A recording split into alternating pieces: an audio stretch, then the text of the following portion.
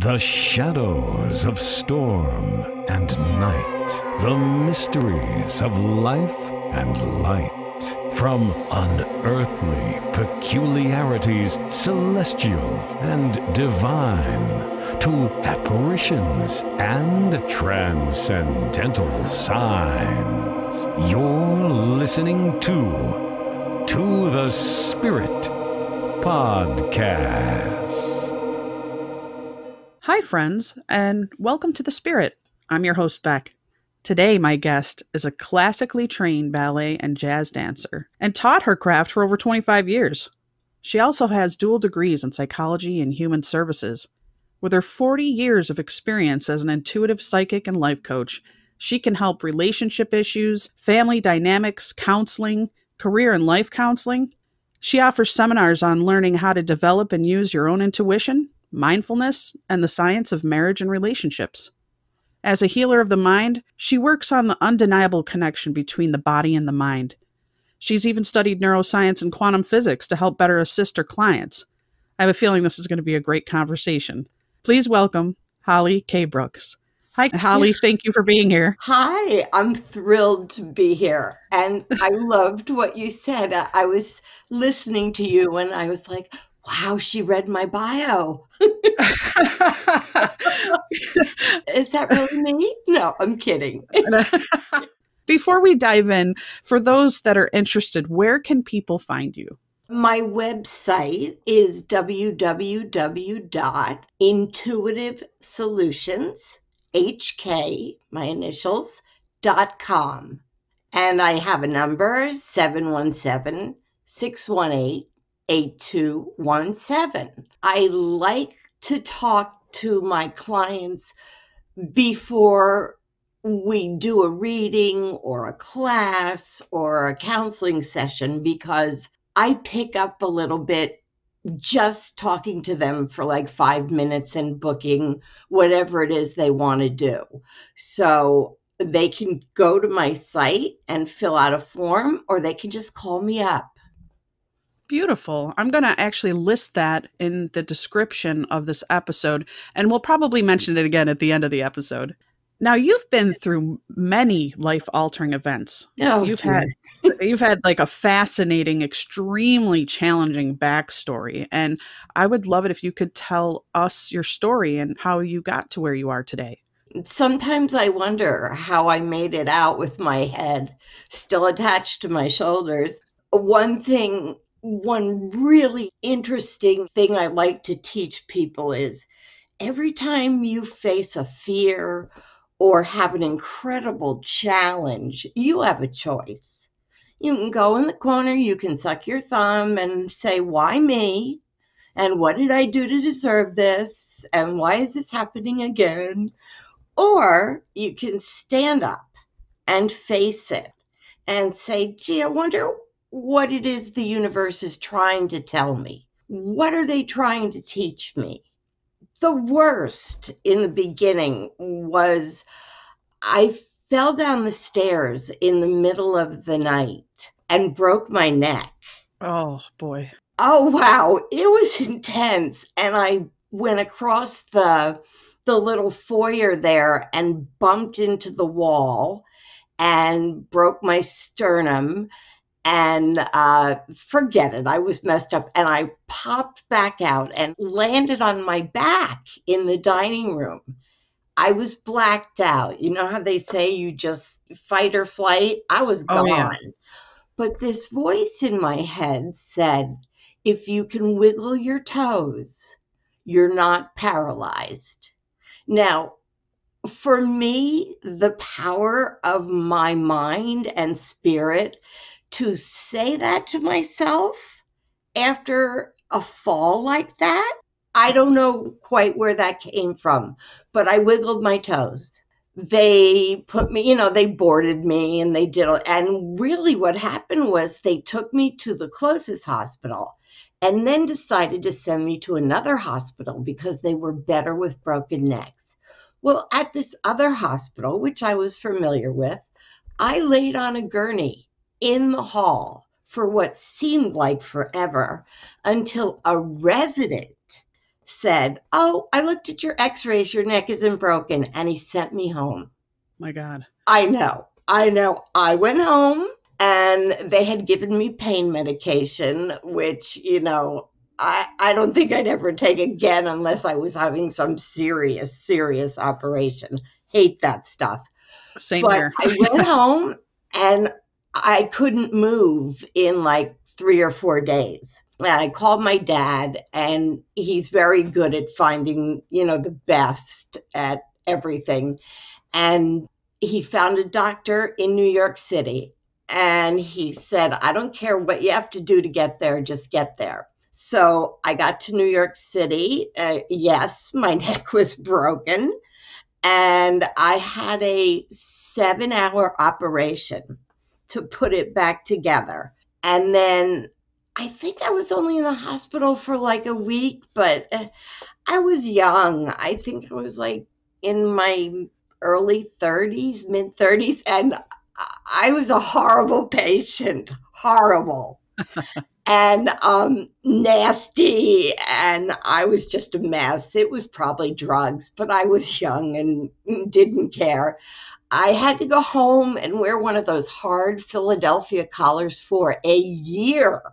Oh, man. A year. And I started dancing when I was 5, ballet. Studied classical ballet with the Garden State Ballet Academy, which is in New Jersey, and jazz with the father of American jazz in New York City. I raised my daughter by myself, so I needed to make money, to keep her in the lifestyle she was accustomed to. So I started in Florida, Small Action, which was mobile. We went to preschools and middle schools, after school programs, and taught ballet, jazz, and gymnastics. We were super busy. I had a staff of 10. It was great. Moved up to Philly, to Pennsylvania, started another one, and I called it In Motion. Well, when I fell, I had a staff. I had a manager. I had lots and lots of accounts. And I thought, well, my manager is always saying, "Give me more responsibility." So after I was home about a month or so, I had a meeting at my house. She said, "Okay, great. I can, run things." P.S. In like 2 weeks, she came to my house and said, "I can't handle it. I just can't handle it." So I just canceled my business. I sold all the equipment, the gymnastics, everything. That was that. So I started working for psychic hotlines because I could sit and do that. Now we are going back. I'll be 67 in April. We are going back to the first one, which was called the Psychic Friends Network. Oh, I remember that. It was Dionne Warwick and Linda Georgian. And I worked for them. And then I worked for Psychic Source. And I worked for Crystal Clear, which was only clients in Europe, which was challenging with the accents. And then I kind of said, well, gee, I'm really good at this. Why don't I just start my own business? So that's sort of where things started. My first business was called Centerpoint, being centered, staying in the moment. And then it was Intuitive Solutions, and then rebranded maybe 4 or 5 months ago as intuitivesolutionsHK.com. So breaking my neck was a bummer. And then I got cancer 3 times in 10 years. Oh, man. I know. Wow. You always hear about people having cancer and you go, that happens to other people. That does not happen to me. And the first one was serious, chronic lymphocytic leukemia. And they tested my blood. And when I went back to find out, they said, well, you do have it. And my jaw hit the floor. And I was just, I don't know where I went. I was there, but I was like, what? Everything, that Peanuts character that goes, rah, rah, rah, rah. Yeah. That's all I heard. That's how the doctor's voice sounded to me. I had treatment in Philly. I call it chemo light because I didn't get sick to my stomach or lose my hair. I would just feel like I had the flu for about 4 or 5 days. And it's been in remission for 5.5 years. But after that, they took my thyroid out and went, oh, gee, there was cancer in it. I was Oh my like, gosh. shouldn't you guys have known that before you took it out? Okay. And then I got breast cancer 3 years ago, but they caught it on a mammo. So it was stage 1. It was a lumpectomy and 20 radiations and less than a 5% chance of it ever coming back. But it all happened in like the span of 10 years. I was like, okay, I'm strong. I'm a survivor and I'm not going to do the fear thing. My knees shot from dancing and gymnastics. So I have 2 total knee replacements. And I'm kind of bionic because there's titanium in my neck and there's titanium and cadaver bone when they replaced my knees like 11 years ago. And I had surgery on my lower back, and that's enough. I mean, I'm already sounding like I'm complaining. And I No, don't. no, not at all. I mean, this is hit after hit after hit. Yeah, it is. And you know what happens? You learn to just suck it up and say, you know what? I'm going to face this head on. It happened to me. And each time I could see that there were reasons that the universe wanted to challenge me and see if I could stand up on my own 2 feet and get through it without crumbling, without sucking my thumb and crying and going fetal. And I don't know, I have always been very strong. My dad, he taught me when I was like 11 years old. He said, listen, you better learn to depend on yourself. Because if you have a problem and you turn around and no one's there but you need to depend on you. So all his little pep talks made me very independent in my mind, in my spirit. So when these things started happening, I just dealt with it. I didn't shed one single tear over any of that. I'm not saying like, oh, hey, look at me, I didn't cry. I just didn't. And I don't know why. It doesn't mean it wasn't trying or bothersome or it didn't interrupt my life a zillion times, but I never did that. Oh, woe is me. Why me? Come on, universe, this is enough. I love this saying. Welcome to the Karma Cafe. You are served what you deserve. Wow. Yeah. And so I'm not saying I deserve to have cancer 3 times or break my neck or this or that, whatever. But I have gained so much insight and wisdom and understanding of what I feel is the best way to live your life, to be balanced and stable and handle it. And I'm not saying I just cruise through life because obviously I don't. I had lots of problems. But at this point, I have never been more comfortable in my own skin. I've never been more confident and sure of myself and my thoughts and how I feel about anything. And it's all because of all those things I went through. Do you think that that strength and that resilience that you gained from all these experiences was almost a turning point or a redirect, I should say, a redirect into becoming who you truly are? Yes, absolutely, unequivocally. There's that word. Um, yeah. And each time it gave me more wisdom and more insight. If I'm talking to a client and they are saying to me, well, this happens over and over and over, it could be In relationships, I'm constantly picking the wrong guy, or I'm constantly stepping on my own feet. I can't get out of my head. I say, the universe looks at you, and so we'll use me as an example, and says, okay, Holly, you need to learn this. So we're going to throw down a problem, because you don't learn a whole lot from a great day at the beach or a party, something like that. You learn when it's difficult and hard, and you have to make decisions, and there's challenges. So I would say I got cancer the first time, which was the worst. I decided to face it, do exactly what they told me to do, and go through it. Then the universe goes, hey, we threw that problem down. She handled it. She stood up. She figured it out. She went through it with grace. We're going to throw down more wisdom.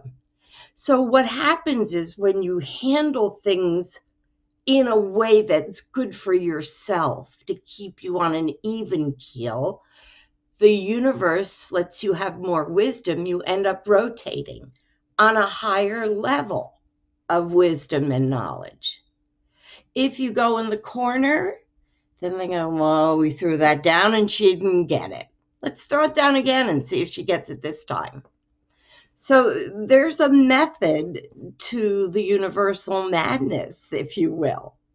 I couldn't agree more with you. Some of the strongest people have been through the most trying times. A lot of people have fear and they run away from these things. And it's the people that stand up and face it and move forward with this strength, resilience, grace, and dignity that really are these wonderful light workers, these people that are almost chosen to experience this to help humanity. Now, I have a question in regards to when you realized you had these psychic intuitive abilities. Did it come as a small child and then you kind of pushed them back until these events happened? Or is it something you embraced throughout your whole life? Well, my first psychic experience was when I was 5. I was with my mom on a plane. We were headed to Miami. She starts to get up, takes her seatbelt off, and I said, Mom, and I was 5, so it was a little different language, but Mom, sit down. You can't get up right now. Bing, fasten your seatbelts. And then the captain comes on about the turbulence. A few minutes pass, she goes to get up again. Bing, this happens like 4 times until she starts looking at me like I just landed from Mars. And then these things would happen during my childhood and my teens. And we would just sort of look at each other and shake our heads and move along. Nobody said, oh, gee, my kid's psychic. And then in college, I went to the University of Miami in Florida. For some reason, when people had problems, they would end up in my room, in my dorm, and ginseng was big then, so I'd make them a cup of ginseng tea, sit them down and talk to them. And it just, I was dancing then, and I was teaching dance all through college. And after, when I had my daughter and I had the dance companies, but I think the more I lived and the more I got, knocked down or hurt or medical challenges, it just evolved. By learning how to deal with all these things, my intuition became so sharp that I cure myself. When I have a problem, I psych myself. It's definitely something that evolved. And I'm sure it'll keep evolving. The nature of us as humans is to grow and transform every day. It could be minute. It could be a teensy, teeny, tiny thing. But if you're headed in the right direction, that's progress. That's mindfulness and learning who you are.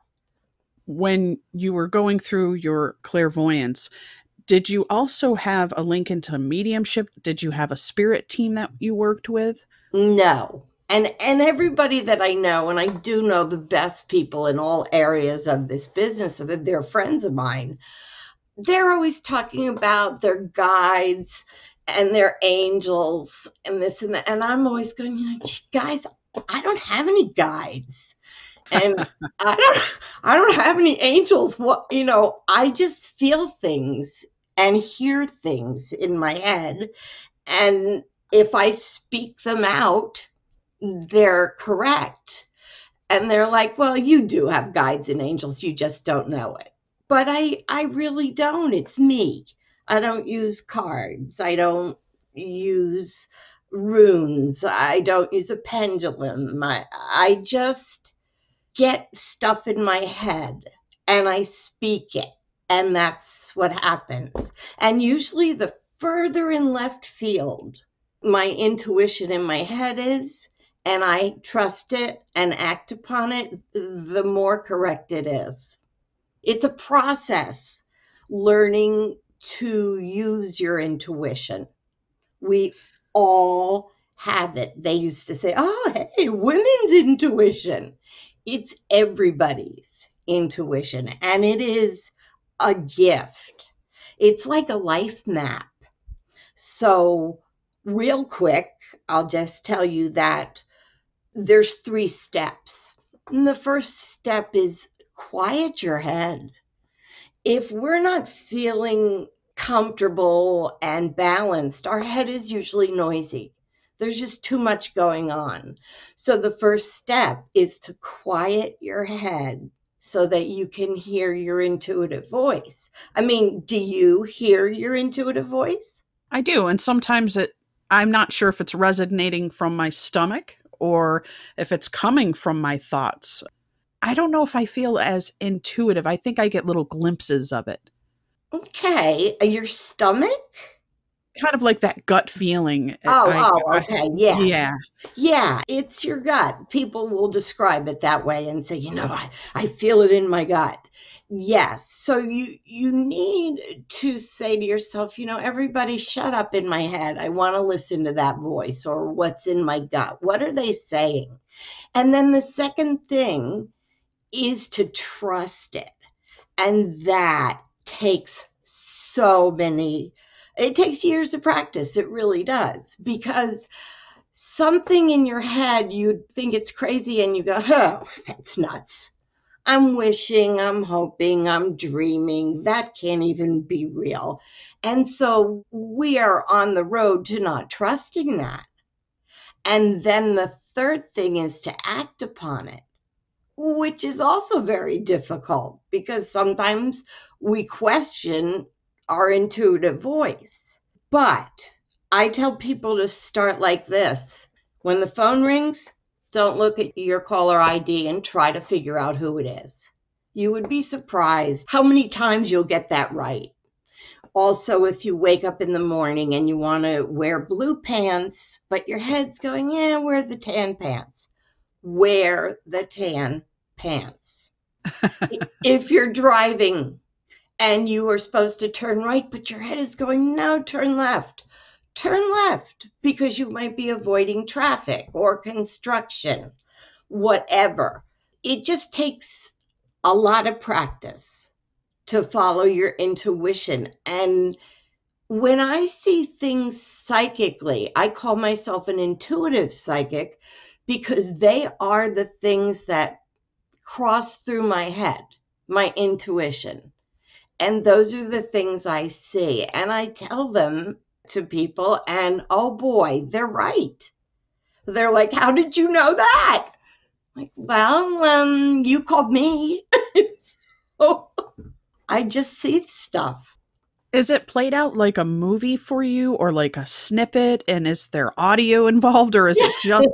There's always audio. Being a dancer, I wake up in the morning and have Alexa play music for me immediately. I'm like jetting to the bathroom, bouncing and twirling. It comes sometimes in snippets.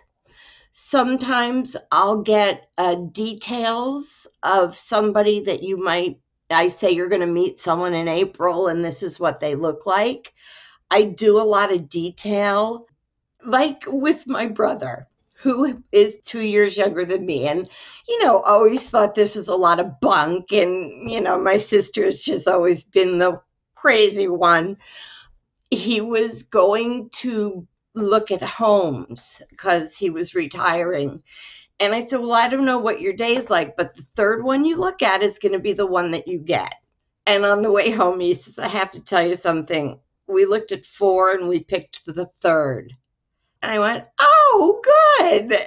And then I did it like 3 times after that, concerning the way he was going to take his life and what they were going to do.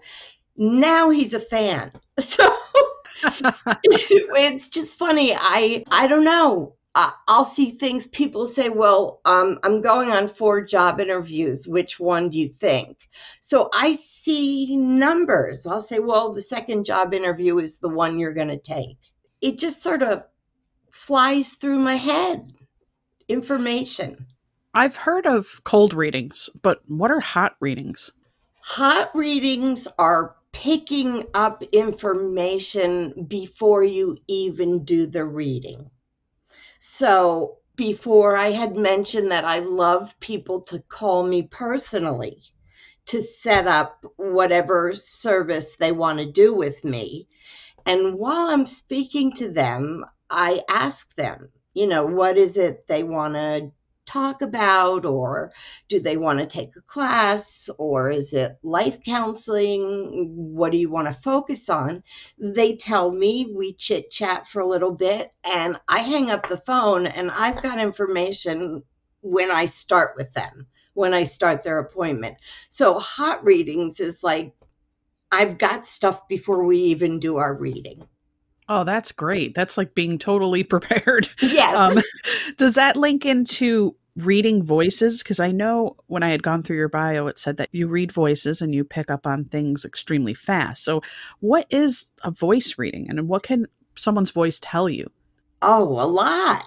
Like, suppose I called you up, we were buddies, and I called you up and I was like, Rebecca, I don't know what to say. It's been a tough day. Well, you would pick up information from that, right? Oh, yeah. I sound sad. I sound like I had a bad day. I sound blue.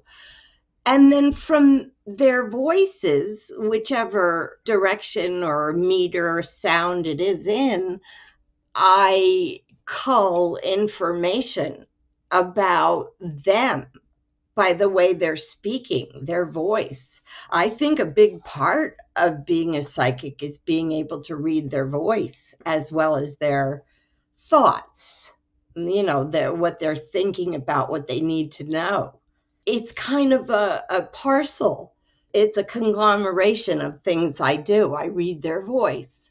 I get info before we do our proper reading or class. And I have intuition that makes me see things. So I have details as well. I just don't do gambling. So many people will call and go, what lottery numbers, or what horse in the 5th race, or whatever. And I'm like, I don't do that. It's not ethical. And that's not what my gift, if you will, is for. So I don't do that. That is the number one question. Even I receive that question. Why don't you ever get lottery numbers from the spirits you talk with? And it's like, believe me, if they gave me the lottery numbers, I'd go play it. But yes, yes. Very few times. I mean, like 2-3 times I've seen money coming. And the best one was like, about a year and a half ago. I looked at my husband and I said, I don't know why, but I feel that money is coming. And he said, really? How much? And I said, like $10,000. Oh, good. And then a week later, I got a phone call that something that I was paying was paid off, which amounted to $10,000 a year. wow. I know. It was amazing. I was like, wow. And of course, my brother said, well, do you see that happening for me? I said, no, but if I do, I'll let you know.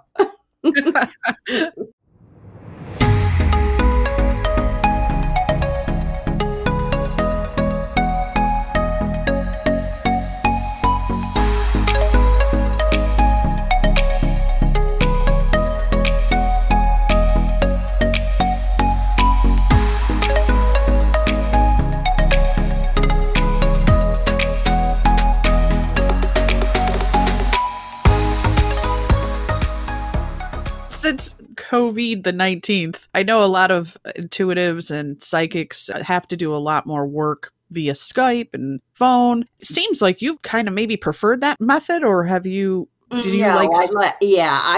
First of all, I've always worked over the phone because our thoughts travel fast, faster than the speed of light. There's where quantum physics comes in. You know, if something's happening here, it's happening somewhere else in another galaxy or universe. The quantum entanglement is that time is not linear. We don't go from 9 to 5. It's more like loose and wavy. Time is like that. So I feel like talking on the phone, people, first of all, they think I can't see them. You know, I don't see their face. I don't see their reactions. And that makes them feel safe.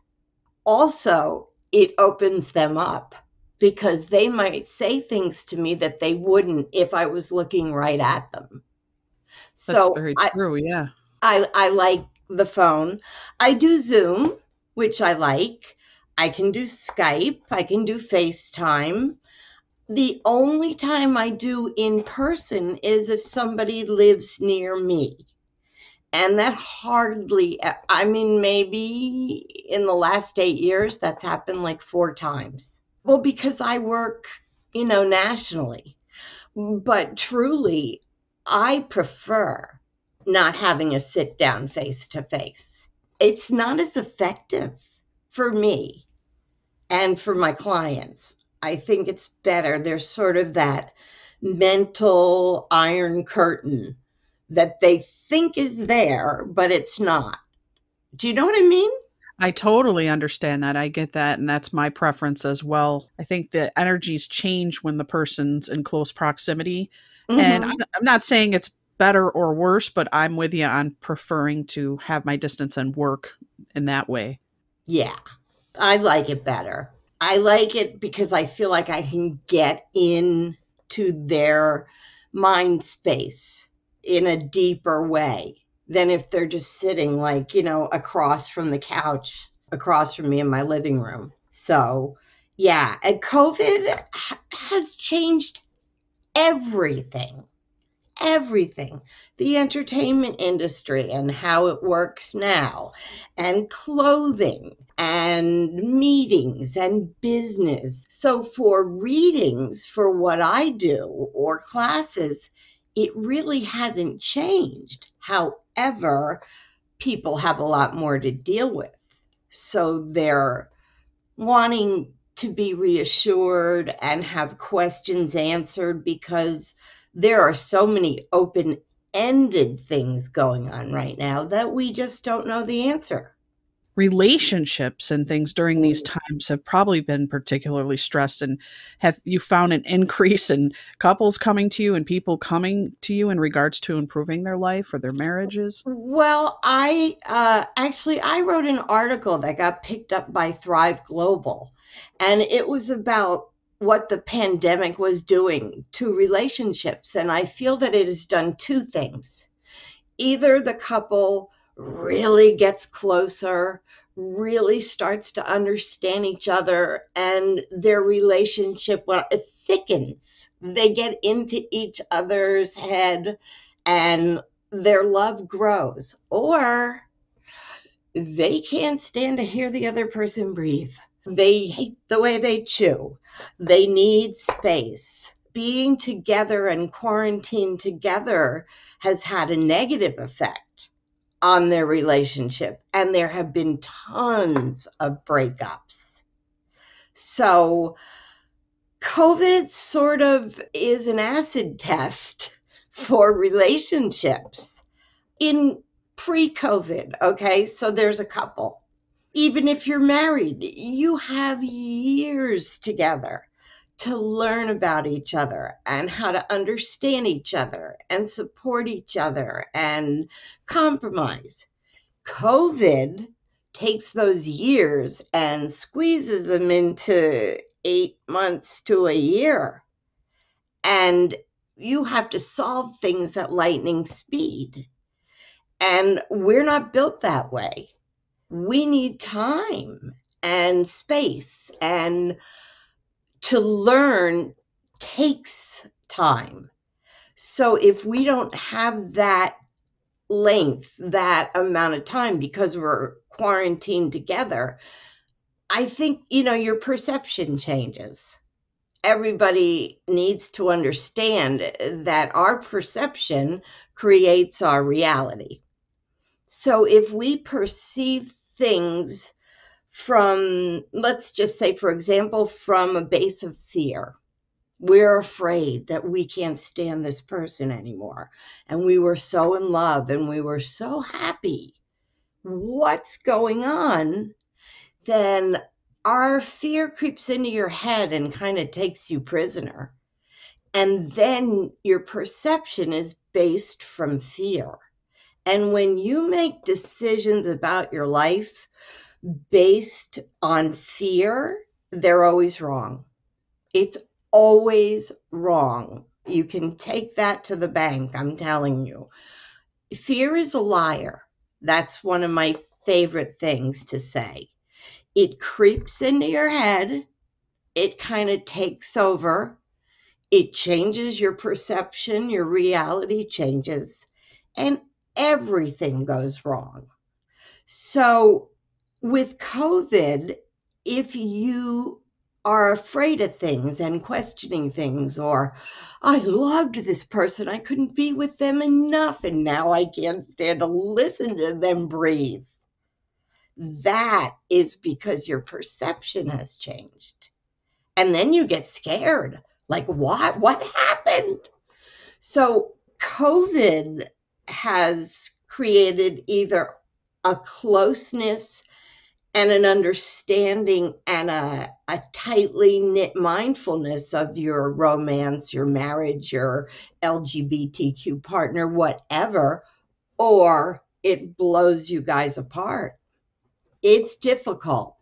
It's very difficult. COVID has us dealing with fear, anger.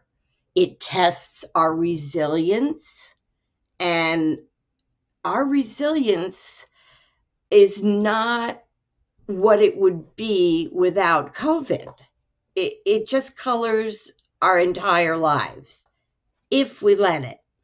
It's like holding a big giant magnifying glass above your life, and you can look at it as, oh, I can see things clearer and I need to fix these things. Or like you said, it could magnify a fear that you have and you can live in that universe. And it seems like it's pretty split. Yes, I agree. And what it has done to children really, really gets to me, because kids need that socialization and they're fearful, and sometimes they're in school and sometimes, oops, somebody may have COVID. You're not in school tomorrow. And it's just the mask thing. One of my granddaughters she's 9, crying. I'm tired of this. I want to see my friends. I'm tired of wearing a mask. I don't like learning on the computer. And hey, who can blame them? And then there's the parents, who a lot of them are working from home, and the kids are attached to them like glue for several reasons: fear And the biggest one being, who else are they going to attach themselves to if they're home with their parents? So it's difficult for children. And I think that being honest with them is good, but honest to a point.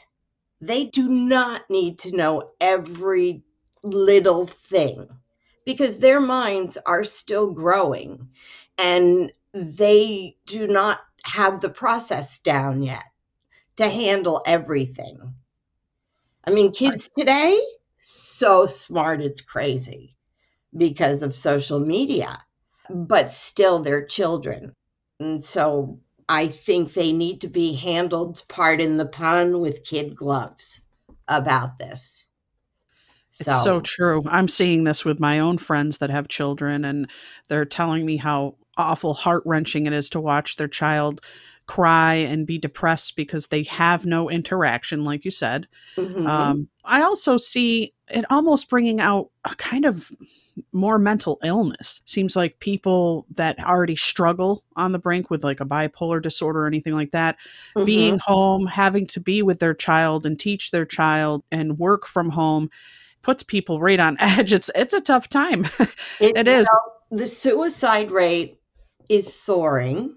People that have mental illness, which the stigma of that is ridiculous, just because we can't see it like a broken arm doesn't mean that it's not important and shouldn't be brought to the forefront where we can help people with it. If you've got this, maybe lingering in you somewhere, all the pressures of COVID, everything, family, your marriage, your relationship, your job, do you have money? Where's your next meal coming from? What's going on? We'll bring that to the forefront. You're right. If you were maybe a little bit bipolar, then it jumps to the top. Things that are hanging out in your mind jump to the forefront because stress and anxiety do that. They just do that. They like stir things up, and all of a sudden you're like, whoa, I'm not thinking clearly, or I'm reacting instead of acting. I'm more irritable. People are more irritable, combative, and more sad, and no answers. So I feel the kind of work that we do has become more valued and more important because not everybody is running to a therapist, every week for $200 an hour. That's crazy. Yeah. You can't. When I work with people, my prices, other psychics are like, oh, wow, that's like nothing. But I feel like you have to make this available to people in a way that they can truly afford to do it. I mean, charging a lot of money for this, I don't think is a good idea. At least I don't. I'm totally So, with you on that. I think that's something that comes up over and over again. The people that I have had on this program, wonderful people, they're kind of, I always root for the underdogs. I call them the underdogs because me too. they're like working behind the scenes without this fame. They're not on television and they're not on the, some of them are, but Yeah. they're they're doing it because they're trying to help heal humanity. And I Yeah. think that's where you're supposed to be coming from in that place when you have those abilities. And so I commend people like yourself. You do seminars, Hmm. um, and you counsel. Can you talk a little bit about what you offer for the people that are going through all these different things during this time, especially? Well, I do 3 seminars, and they're like an hour long, and there is some interactive work. They're all interactive. I do not like flat teaching. It's boring, and you never know if the people taking your seminar learned anything or understood. So the first one is called I Told You So, Signed Your Intuition. because your intuition is always right. And it's the 3 steps: hearing it, trusting it, acting on it. And then I teach one on mindfulness, knowing who you are, trusting yourself, being generous of spirit. And that is first to yourself. Learning to love yourself. It starts with you. It's your choice. You can make the decision. What do I do? What do I do? Well, what do you want to do? What is your mind telling yourself to do? And that's that one. And then about the science of romance and marriage. And that's any kind of relationship, LGBTQ and hetero and whatever. I don't care if you want to marry a tree stump, you should be able to. But there is tons of statistics about choosing the same person over and over, and that we do model ourselves on the same sex parent. And that's always interesting. When I talk to someone in a reading kind of way about their relationship, easily I know who was the parent that they are going after in their relationships and why it probably isn't a great idea. So we talk about that kind of stuff in the marriage and romance. Statistics say that going the distance and not just going, oh, well, we just can't get this together and it's horrible and let's get a divorce. 51% of all marriages end in divorce. And I think fighting for it and working through things is worth it, even if it seems absolutely awful and unattainable and we can't fix it. You can. I've been there. I've done it. And it's worth it. So we talk about how to understand the things that are needed in a good relationship and in a marriage. Obviously, trust and being good friends and compromise, those kinds of things. Communication is key. Communication is the biggest thing. You can love each other, but you cannot live on love. You just can't. Or if we had a lot of money, everything would be great. That's not true either. It's about how you communicate and figure things out together. And so at night, you could hate each other and it's never going to work. And in the morning, you wake up refreshed and you're like, wait, hey, let's talk about this. So first, remind yourself that you're human. We all are human and we all have faults and problems and fears. And that's okay. That's how we learn. Back to how we started, right? It's very cyclical. True. It is. And we grow through these. We grow together and we change together as couples or partners. And that's a normal thing too. So we are going to evolve and change. I'm with you on that. Just not necessarily sticking it out for the sake of sticking it out, but I do believe a lot of these things can be resolved through communication and working. And like you said, you have to put the work in. So your seminars are interactive. And I think people want an easy way out. They just want the magic pill. No way. Yeah. I did when I was younger. I thought, oh, hey, boom. If I just do this, everything will be fine. Or there's this. Oh, this about he or she really bothers me. But when we get married, they'll change. I can change them. That is so wrong. It's ego oriented, and you cannot change another person by marrying them. Those are problem marriages or relationships. I've had quite a few relationships where the very things that attracted someone to me were the very things they tried to change once we were really together. So I learned a lot about relationships the hard way, as I have learned about everything the hard way.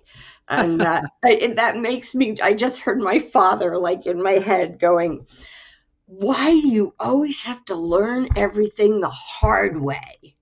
And now I know why. Because that's the best way to learn. If you get through it, you learn.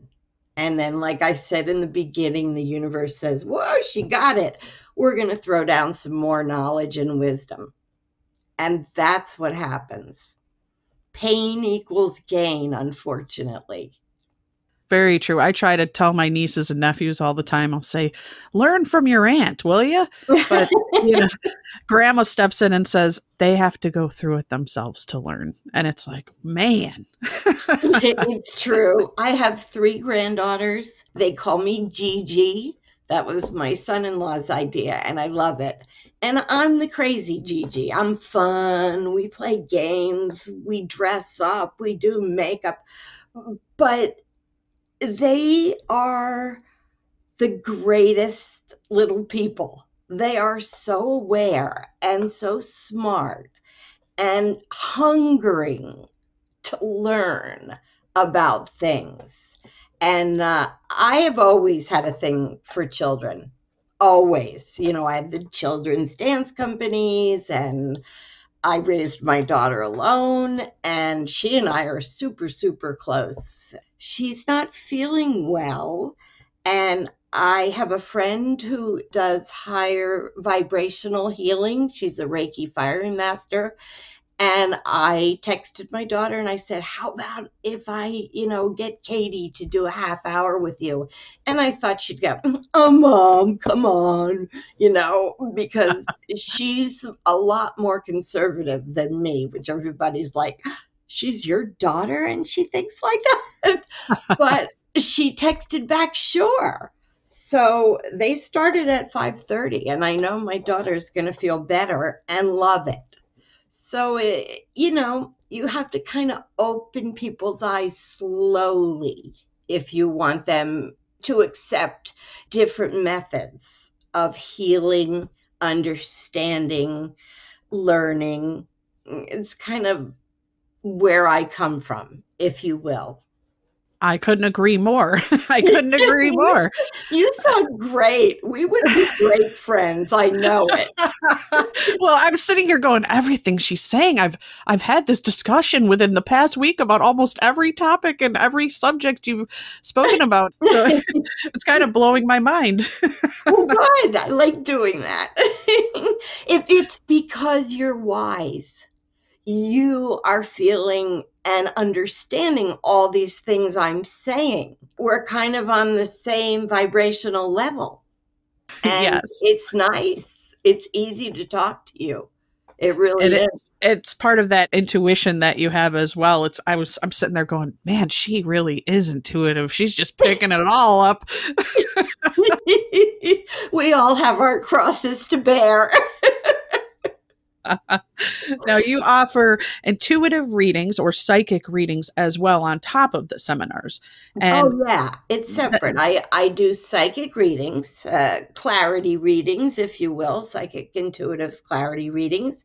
I do the 3 seminars. And then if you don't want to know what's going to happen, but your life now is full of questions and you don't know which way to turn or what to do or how to handle things, then that's a spiritual life counseling session. And those are an hour long. And if you really need to talk, you usually need to do more than one. But I leave that up to my client. I do not try to sell people time. That's unethical again. It's like judgment or charging $500 for an hour of your time, which I find absolutely insane. Oh, yeah. And, I let my client let me know what they want.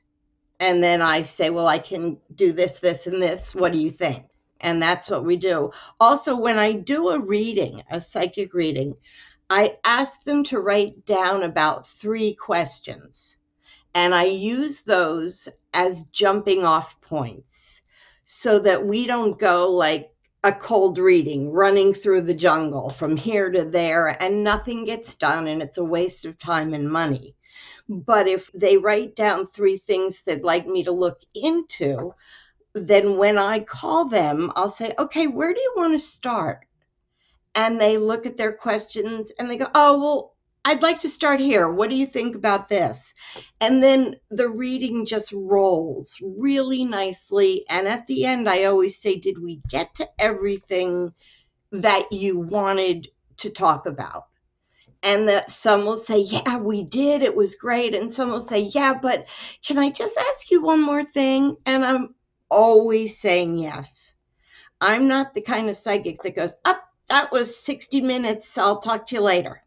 I just don't do that. It's, to me, wrong on every level.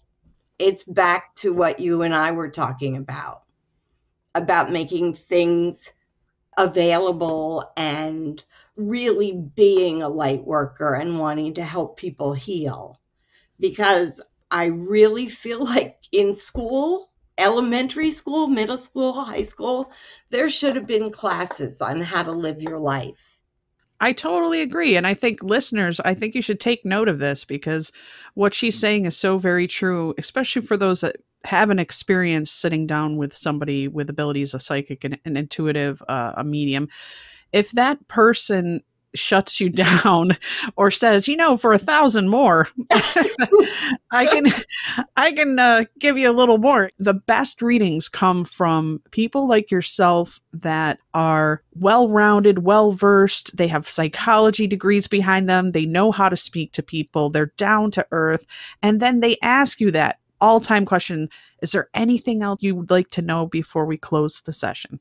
Exactly. That is so important. Yeah, you're providing a learning experience and a service. You don't just go, hey, okay, that's it. If you want to talk to me again, call me again. Say yeah, bye. I do not do that. Never have.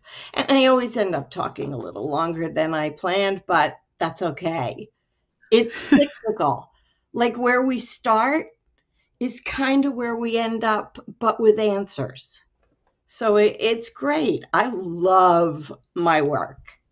If you're passionate about what you do, you'll be successful. You'll be happy. And why don't you have a podcast, Holly? Well, we're working on that. There's a lot going on. I'm very busy doing things. So we'll get to that. I can imagine. I just had to say it because you're so great at talking and you're just so relatable. And I just love that about you.